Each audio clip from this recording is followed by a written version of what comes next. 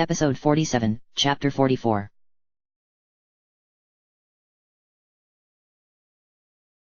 Chapter 44. Link could vaguely remember a Gerudo woman trying to get him to ride a sand seal 100 years ago, when he had first visited the desert with Zelda. He had refused her at the time. He now knew that was the right choice. As the seal barked and dove through the sand, it was all Link could do to stay upright on the sled, even with the rope tethering him to it. The seal swam through the sand with an undulating movement, occasionally leaping above the sand and then back down, which only jerked the sled under his feet. Cursing, Link held tightly to the reins, resetting his stance and glaring at the animal, which seemed perfectly happy to keep moving at its infuriatingly inconsistent rate. All around him, sand passed by in a blur. Ron's son had been true to her word. After the storm passed, Link went back to his space at the inn, which was little more than a bed set into the wall with a curtain covering the opening for privacy. The next morning, Ron's son came and found him, taking him to a seal that lounged in the sands just outside of the bazaar. After giving him some simple pointers, she pointed Link southeast, the direction that the divine beast had last been seen, and sent him on his way. He reached up, wiping some of the sand away from the goggles that he had purchased from one of the traders at the bazaar. It, with the scarf around his mouth and nose, helped to keep the sand from irritating him quite as much, though it provided little relief from the sun. By mid-morning, the sun had already begun to bake the land. Now, in the middle of the afternoon, Link felt as though he were back on Death Mountain. The worst part was that Link feared that he was acting just as rashly now as he had when he tried to raid the castle. He had an idea of what Naboris defense mechanisms were, of course, but had no idea how to get past them. He just hoped that, somehow, he would be able to figure them out. Perhaps seeing it would spark a memory. If nothing else, then this would be a scouting trip. He couldn't just keep begging the guards at the city entrances to help him. Now would be a great time to start talking to me again, Zelda, he muttered. If anyone knew how to get past it, it would almost certainly be her. In the distance, he could see the hazy beginnings of a sandstorm. He was getting closer. Grimacing, Link pulled down his scarf and took a drink of water. There was a small barrel of water tied to the sled, so he hoped he would be able to sustain himself on this trip. He had yet to come across a Sheikah shrine, so the only real way to get back would be the same way he came, unless he wanted to teleport somewhere else entirely. He would prefer it didn't come to that. It had taken him far too long to get to the desert in the first place. The further Link got out from Gerudo town and civilization, the stranger and more alien the desert became. He saw oddly shaped rocks and huge sinkholes, strange plants, and even stranger creatures. On one of his rest stops, he was even attacked by strange green worms with mandibles that emerged from the sands. His sword made quick work of them, but when more emerged, Link opted to get back on the sled and keep moving. Now, as he neared the place that his Sheikah slate listed as the East Barrens, he began to see the remnants of ancient structures. He passed by a broken archway, most of its hard angles weathered smooth by the ages. Another structure looked like it might have once been some kind of temple, though it, too, was barely recognizable outside of what might have once been a statue of a person at its front. The air grew hazier the deeper Link got, and the wind began to pick up as well. He could see the sandstorm's front now a massive cyclone of sand and debris, occasionally lit up from within by bolts of lightning. At its center was a hulking figure walking about on four long legs. He pushed his sand seal on, leaning into the wind as it began to buffet him. His visibility began to drop, and blowing sand stung any exposed flesh on his face and hands. The wall of sand grew larger and larger. In a shockingly short time, the sandstorm towered over him and stretched to either side. Lightning cracked through the air and thunder rumbled behind it. Gouts of sand and stone erupted up from where it struck, deep in the depths of the storm. Link caught another glimpse of the divine beast, standing tall and majestic within the storm's heart. It was the tallest of any of the divine beasts, from what Link would tell, with four segmented legs, each glowing with red light along its length. Vaguely shaped like a desert camel, it had two protrusions rising up from its back like a camel's humps and a long neck ending in a wide, flat head. As Link watched, lightning began to form in a sparking ball of light between the two humps, and then suddenly it forked out, slamming into an old structure surprisingly close to Link. The structure shattered as if it was struck by a Goron's hammer, and the sound of the explosion left him dazed. His sand seal barked in terror and tried to turn to the side, away from the source of the light and sound. With a sigh, Link let it, though he turned his head to watch the divine beast within its storm. Already, another bolt of lightning gathered between its humps, and it struck a moment later, again seemingly in Link's direction, though this one landed somewhat further than the previous one. The warning seemed clear to him. The sandstorm, he could likely withstand. However, he wouldn't be able to get close without some way to counter the lightning.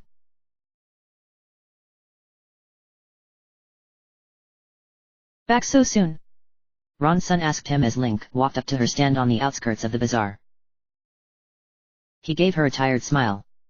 It was the next day and the sun was already well past midday. He had been forced to spend an uncomfortable night in the desert. The East Barrens were not close enough to go there and back in a single day. Though the sand seals had surprisingly strong endurance considering the amount of flopping about they did, even they needed to rest at some point, as did Link. Standing all day on the sled had left his legs and back sore. To make matters worse, his water had run out a couple of hours prior. He hadn't, apparently, rationed it as well as he thought he had. Thankfully, the bazaar had barrels of water placed in various locations, and he nearly gorged himself on it when he first arrived. I don't suppose you've managed to solve all of our problems? Ron's son asked after looking at him for a few moments. No, but this was just about scouting it out, Link said, eyeing some of her wares. Ron's son had set out a variety of examples of her work. Not only did she have some finished garments, each made with the gauzy, near-sheer Gerudo fabric, but she also set out several other bolts of fabric featuring different colors or patterns. Do you have a plan? Link pursed his lips and shook his head. Despite spending the entire trip back thinking about it, he had been unable to come up with anything to get him past the lightning. That wasn't his only challenge, either. He also had to figure out a way to climb those legs. He had briefly thought to use Meadow again, but the sandstorm would make it impossible for him to steer his paraglider. He'd also be far too exposed. There was silence for a few moments before Link asked, Are you having much luck selling anything? Ron's son sighed. Saw 10, no. She reached out, picking up one of the garments and inspecting it critically. I moved out to the bazaar to try to distinguish myself from the tailors within Gerudo town, but most still seem to prefer going there for their clothing needs. What about men? They can't get clothes from the city, right? She raised her eyebrows and looked at him. Does it look as though I make many clothes for Vo? Good point. It isn't that I am unable to make Vo clothing, but most Vo do not travel to the bazaar with the intent on purchasing clothing. Ron's son sighed, shaking her head. Most of them are either merchants, who only buy and sell with established business partners, or they are here for other reasons. For some reason, Ron's son scowled even deeper at this, tapping one of her long nails on the wooden table that held her wares. Yet, regardless of the reason they come to the desert, few of them ever pay me any heed. I don't know why you wouldn't be able to find buyers, Link said, picking up one of the garments on the table. It was a green top that, like most Gerudo outfits, would only cover the breasts while leaving a woman's shoulders and midriff exposed. Why, are you interested in buying something? Ron's son asked, smirking. I think that would look quite good on you. Link flushed and set the top down. No, I never guessed you would look so good in that. If only the princess could see you now. He paused as Urbosa's voice, suddenly remember, flashed through his mind. It was followed by images, sensations, and feelings. Frustration, embarrassment, and determination. Memory bloomed in his head.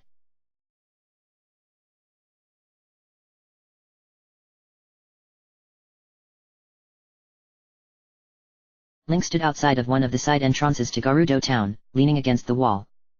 The two guards watched him with amusement, likely thinking him foolish to wait so long. Still, what other choice did he have? It was either wait here or sit in his tent. There wasn't much for a royal knight to do when his princess was holed up in a city where men weren't allowed. That thought sent a shiver down his spine. What was the princess doing now? Was she safe? He had heard some disconcerting rumors as of late. Unknown figures stalking about in the night. Members of the Yiga clan. It was likely nothing, yet. Despite the difficulties he had with his charge, he disliked being away from her for so long. He supposed that she was likely safe within the walls of Gerudo town, but as she refused any of his requests to see or speak with her, he didn't actually know. She refused to even tell him when she was going to see the divine beast with Urbosa. He sighed. The woman was maddening. Why were they so unable to come to a common ground? He didn't expect her to like him, but to treat him like this. He just didn't know what to do anymore. Maybe he should just leave. Go back to the king and request that he assign a different knight, for she clearly would have nothing to do with him. Did he have that right as the bearer of the master's sword? Didn't he have more important things to do than sit outside of Gerudo town while the princess played keep away? What would my father say? He wondered, morosely. He served the royal family for years and years. He only retired now to take care of Errol and because I was able to carry on his legacy. Giving up now would be like a slap in the face for his father.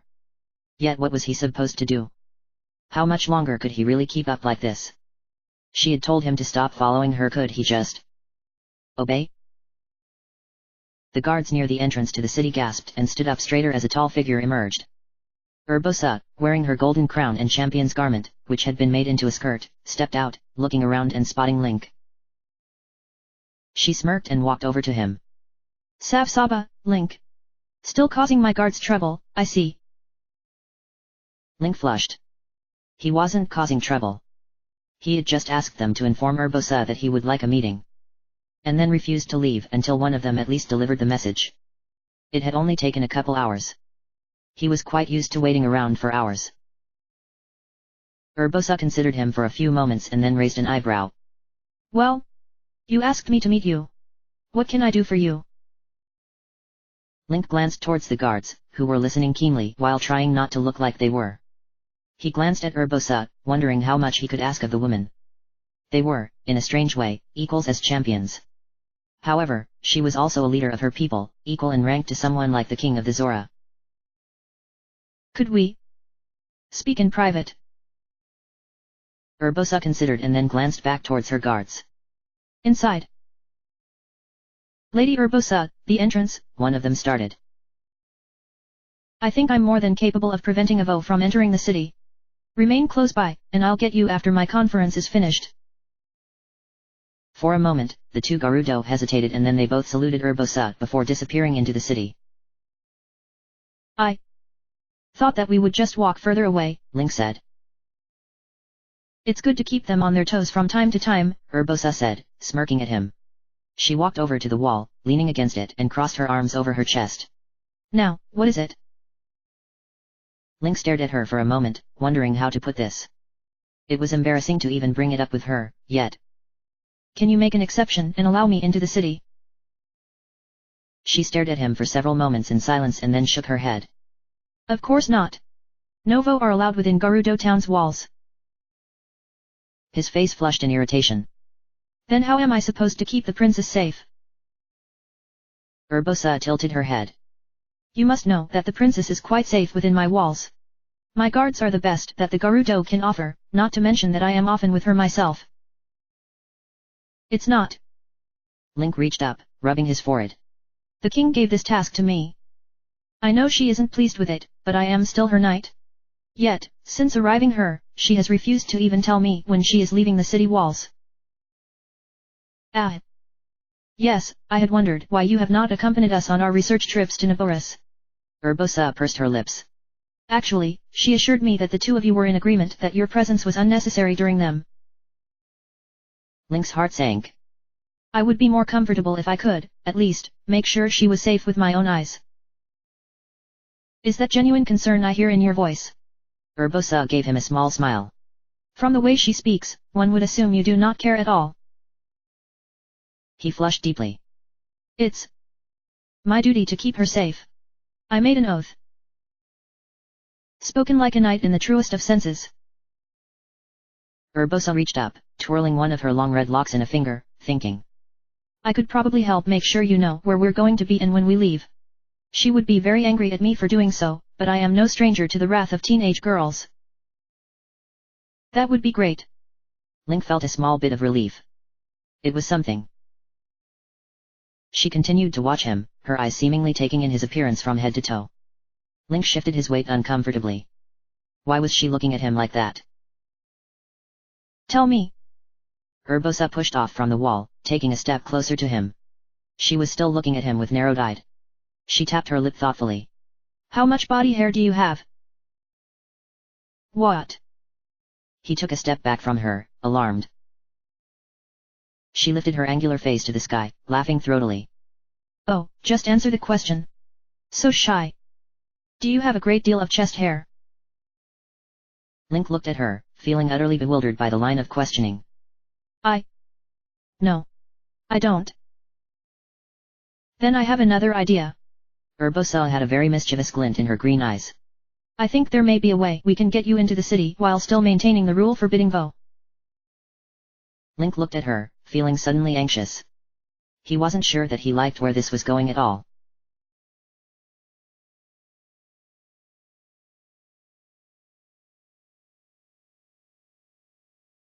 Link. Ron-sun said, looking at him curiously. Link blinked himself back to the current time as the memory, and others that followed it, dispelled. He felt his back break out in a cold sweat, as he remembered Urbosa's suggestion. But it worked, didn't it? He glanced over at Ron-sun and wondered just how she would react to the request. Would she be willing to help him? If not, he wouldn't be in any different situation than he was already in. I need to buy some clothing off of you, he said, keeping his voice low, lest others hear. Ron-sun raised one eyebrow. I already told you that I don't usually make vo clothing. I could likely put something together for you, but you would have to give me some time. Besides, the fabrics I used tend to be more favored by Vi. No, it's not. Link sighed, reaching out and picking up the green top again. It looked like it would be the right size and fit. He would have to pad it some, but he thought it could work. What do you think would go well with this?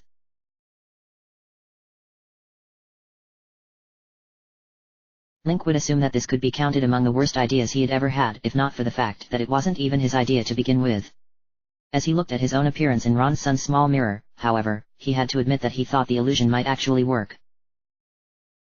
It was a very grudging admission. A blue shawl covered most of his hair, save for his bangs, which had been brushed and styled with wax. A matching veil hid the bottom half of his face while some light makeup had been applied around his eyes. Similar fabric covered most of his arms as well, with the exception of his bared shoulders. With the green, midriff-exposing blouse and puffy purple pants that only stretched to his knees, the effect was something, at least.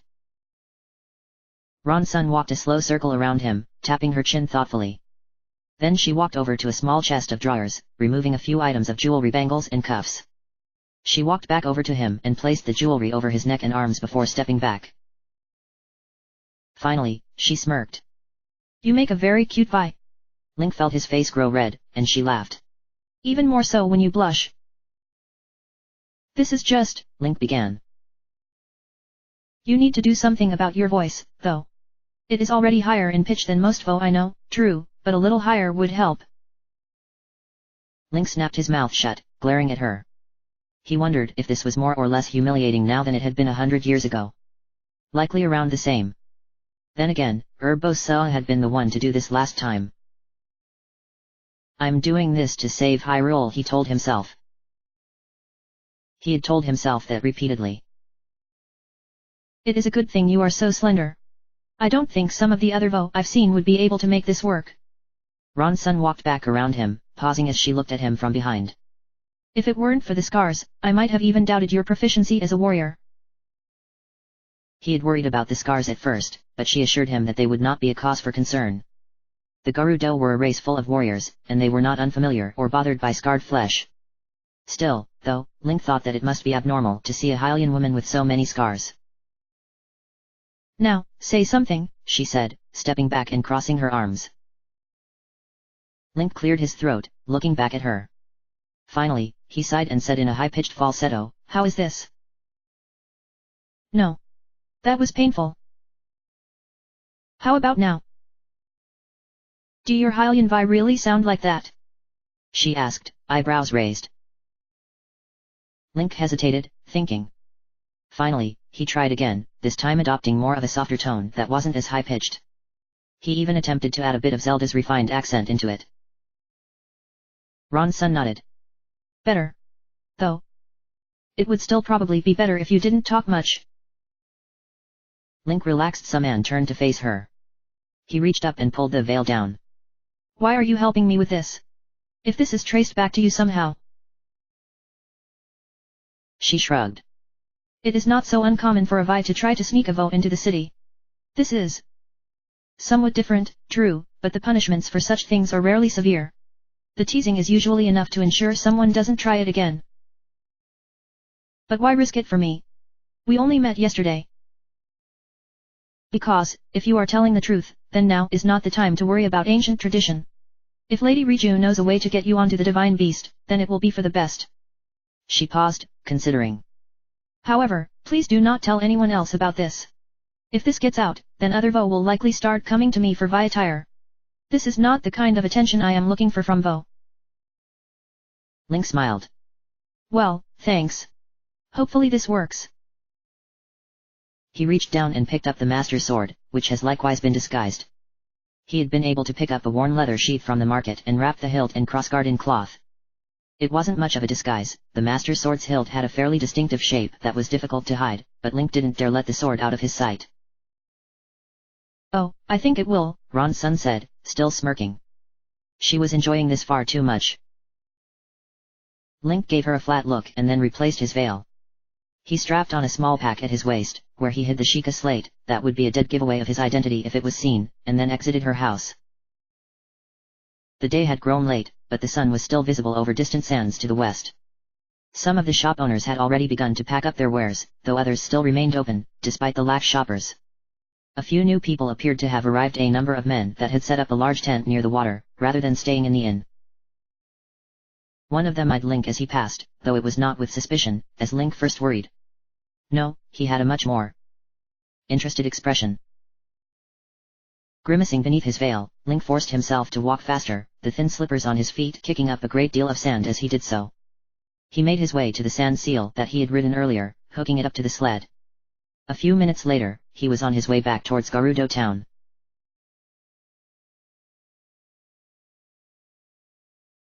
This isn't going to work, he thought as he stared at the archway that led into the city. He had unhitched his seal, leaving the sled leaning against the outer wall of the city, next to quite a few other sleds. The seals, themselves, blazed in the evening sun. They were well trained and would not wander far. A number of other people were heading into the city, though as Link watched, one of the guards suddenly reached out, grabbing a man by his upturned hood.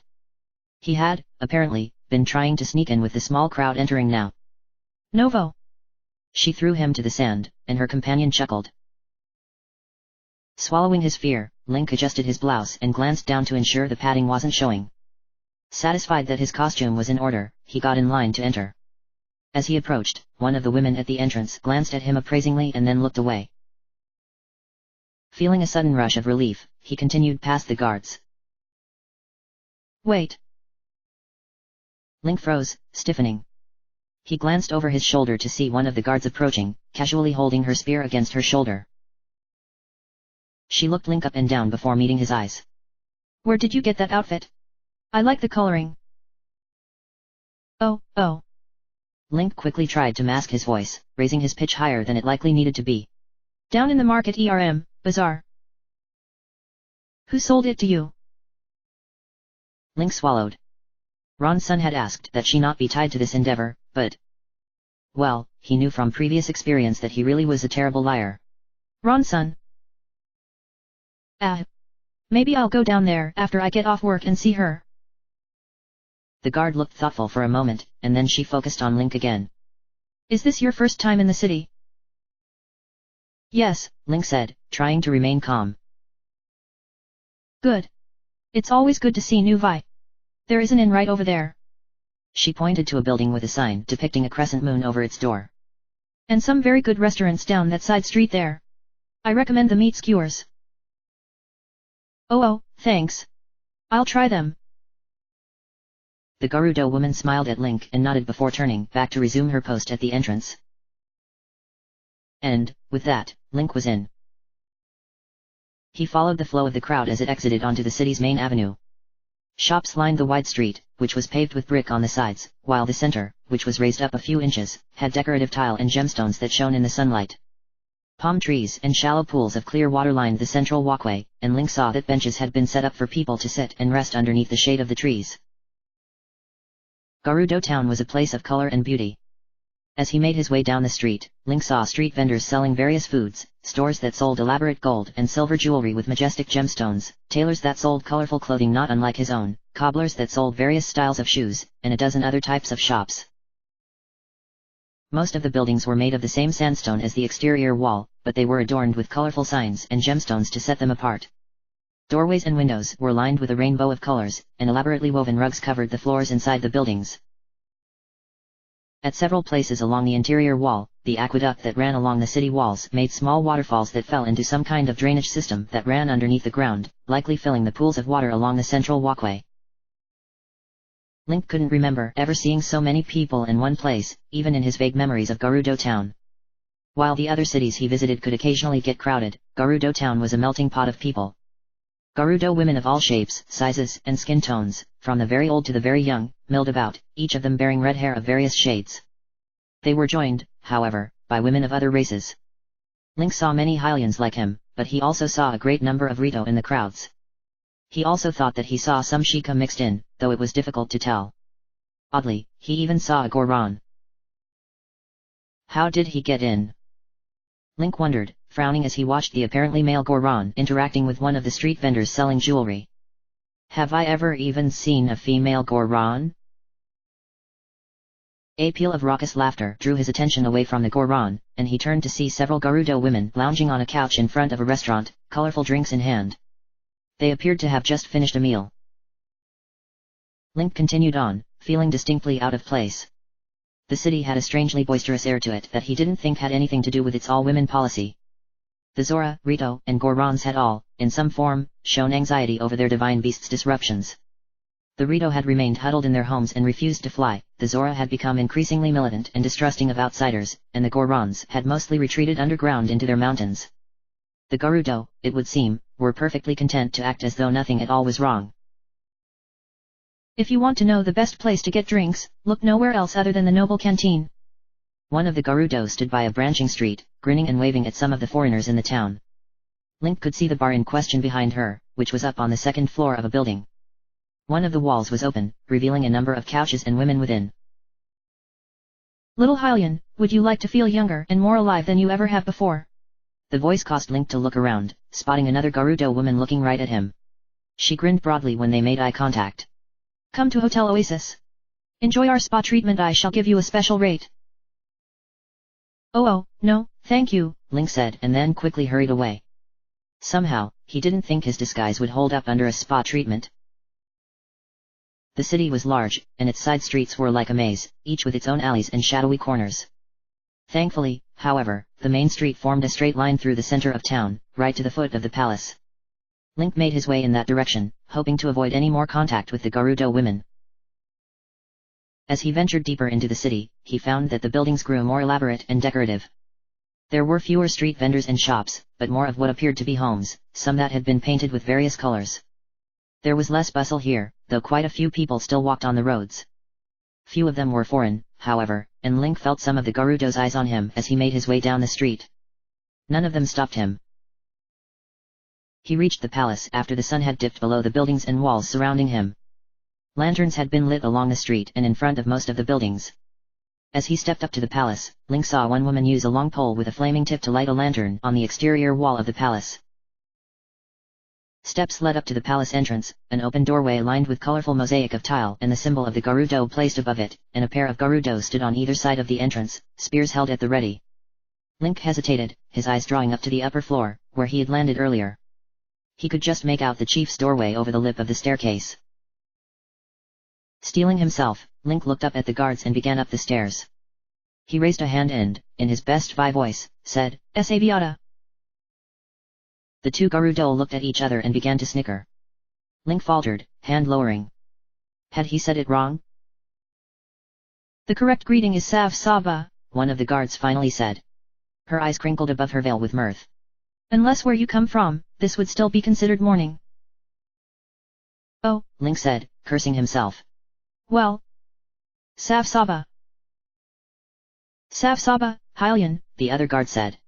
What is a little thing like you doing here at this hour? Are you lost?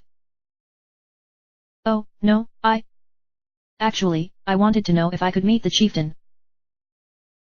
Both of the women at the door stood up a little straighter, looking at Link with raised eyebrows. Lady Riju? Why do you wish to speak with her? He had worked this out, at least somewhat, with Ron's son. I've just heard so much about her grace and beauty. I heard that she meets with outsiders from time to time and thought I would see if she would be willing to meet me. The two Gerudo relaxed some, though they still looked wary. Finally, one of them spoke up. Lady Riju is very busy with Gerudo matters, but she does hear from outsiders around midday. If you come back tomorrow, I am sure that you would have your chance then. Oh, of course. Link had hoped, perhaps, for a more private meeting with her, but he had known it was a stretch. Hopefully it would not be so crowded tomorrow that he didn't have the chance to speak to her. Little Vi, I hope you know that, if you are planning on asking Lady Riju to grant your husband special access to the city, she will not grant such a request, the Gerudo said. I wasn't, Link stammered. The two Gerudo looked at each other and then shrugged. If you say so. That is usually the most common request that foreign Vi bring before Lady Riju. Oh, I am not married. No vow with me. Link ended with a chuckle that sounded far too nervous to his own ears. Then you traveled here alone? The Gerudo asked, eyebrows raised. Link nodded, though he immediately wondered if it was the wrong response. The women appeared to approve, however. Good. You Hylian Vi are much too reliant on your vow most of the time. It's good to see one of you traveling of your own strength, despite your small size. And you carry a sword, I see. Are you a warrior? A bit, Link said. Did she have to keep referring to his size? No, he wasn't as tall as one of the giant-like Gerudo, but he wasn't that short. Was he? Even better. Keep your steel sharp. These are difficult times for us all, but I am confident that our ancestors still watch over us. Oh, you have no idea, Link thought with a wry smile beneath the veil. Out loud, he said, I will. Thank you, ladies. The Gerudo nodded to her. Savork. Link responded in kind and proceeded back down the stairs, feeling frustrated, but not surprised. He hadn't truly expected that the chief would meet with him in the middle of the evening, but he had heard that she was still willing to meet with outsiders. And now he knew when. With that knowledge, he turned and made his way deeper into the city. If he wouldn't get his chance to see this Lady Riju until the morning, then he might as well take in the sights while he could.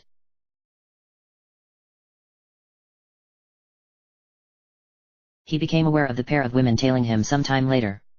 He had come out from the alley that he had gotten lost in, glancing around, and saw them.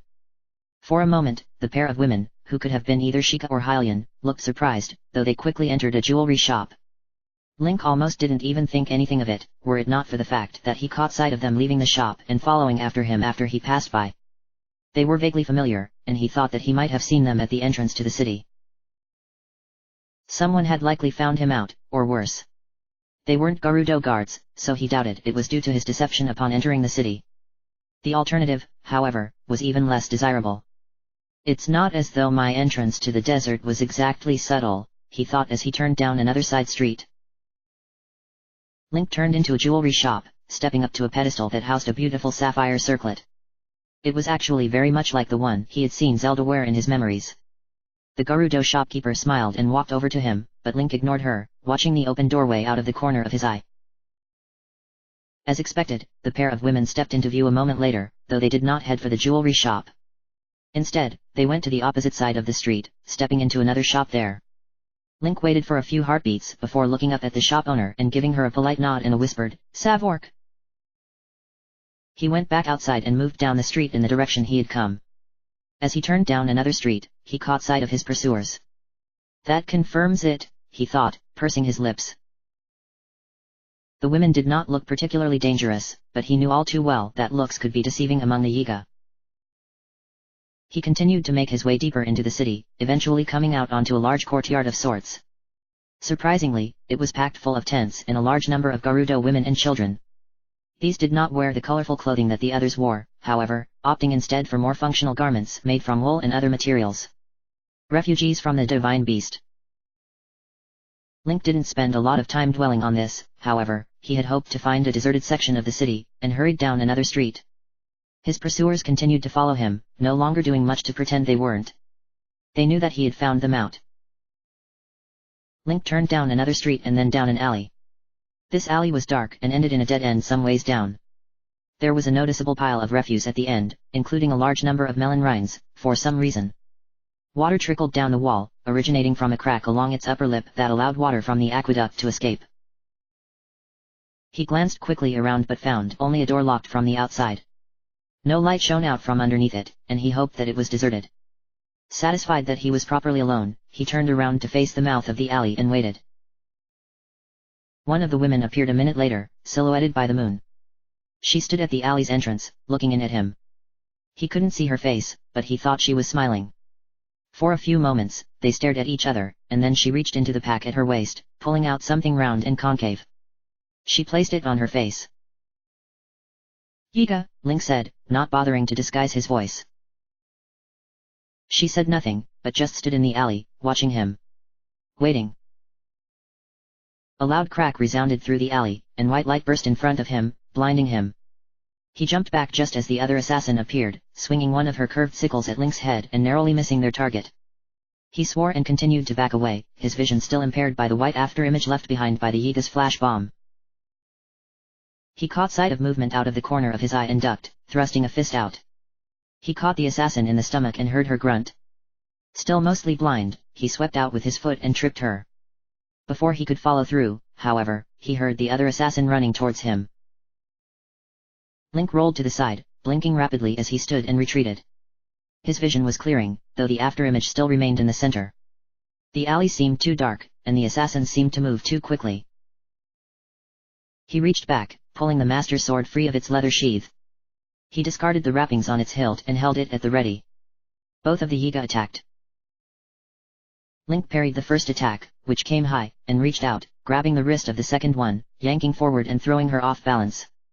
As she stumbled forward, he caught her neck with his arm and twisted, wrenching her around and into her companion. They both fell in a heap, and Link struck, slamming his heel down one of their outstretched hands. Even though he only had a slipper on, he still heard bones crunch. She grunted in pain. He kicked her sickle away. The other one had lost her blade when Link threw her. He stepped back, still holding his master's sword at the ready and staring at the pair of assassins on the ground. Slowly, the pair disentangled themselves, rising up off the ground. Both had been disarmed and neither seemed to have a second blade, though Link wouldn't be surprised to find that they had managed to hide it somehow. One of their masks had broken, revealing the lower half of her face. "Leave," he said, voice hard. "I will kill you if I must." They looked at each other and then back at Link. "Please, go." He didn't want to kill. Not now. Not here, in some back alley. Not when he didn't need to. They took a step back and each, as one, threw something to the ground. The small objects exploded with a flash of fire and smoke, and when it cleared, the two Yiga were gone. Link remained still, waiting. After a few quiet minutes, however, he finally relaxed. He sheathed the master's sword again and wrapped its hilt the best he could. It was sloppier than when Ron's son did it, and he doubted it would fool anyone. At that moment, however, he didn't care. He stepped back out of the alley, looking around for anyone that might have been watching, but found no one. Satisfied that he was alone, he made his way back in the direction that he hoped the market and main street was. He was eager to get out of the city. End of chapter.